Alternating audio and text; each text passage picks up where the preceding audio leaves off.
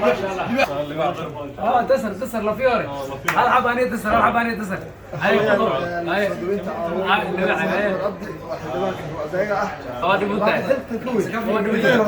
kulan soo dhaweyn ah oo casho sharaf ah oo loo sameeyay Mahad Cumar Abdi oo ka mid ah ganacsatada Soomaaliyeed ee magaalada Kipton. qof kasta oo dawladda ka tirsan oo ma ciidan wala civil servant waxay u dhacaan account ay ayagu ay leeyihiin waa amba daabshiila amba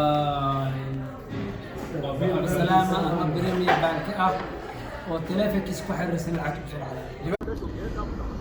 Mahad Cumar Abdi iyo mudanayaasha saxaafadda ee Koonfur Afrika ayaa waxa ay isku arkeen kulan afur sharafeed ah oo uu sameeyay mudane Mahad Cumar Abdi bahda saxaafadda ee ku nool waddanka Koonfur Afrika gaar ahaan magaalada Kipton ee waddanka Koonfur Afrika. Mahad Libaax oo ah ganacsade aqoon-yahan siyaasi ah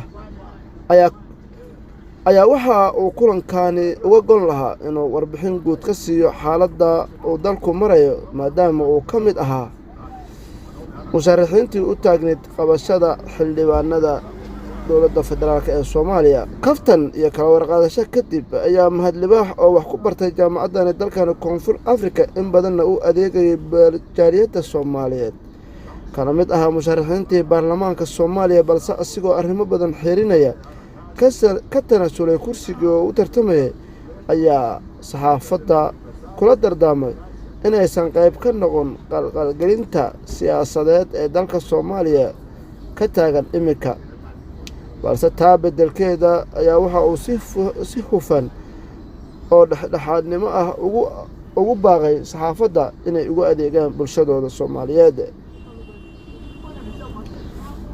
bahda saxaafadda oo kulanka la qaatay Mahad Libaax ayaa waxa ay ka mahad celiyeen isu imaatinkan uu sabab u noqday Mahad Cumar Abdi oo ka mid ahaa musharaxiintii xildhibaanada Soomaaliya.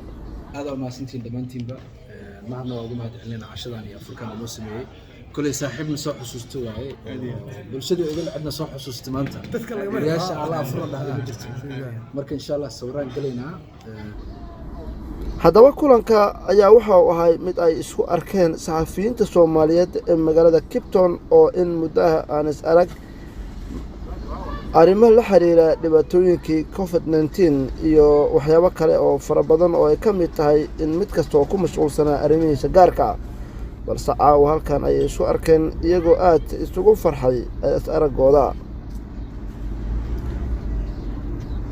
haddaba adigu daawadayaal hoosna ugu xus balse aad u aragta kulankan yaase ka aqoonsan kartaa wajiyada halkan idinkaga muuqda. daawasho wacan waxaan ka codsanayaa inaad sii faafisiin oo sheegaraysiin muuqaalkan.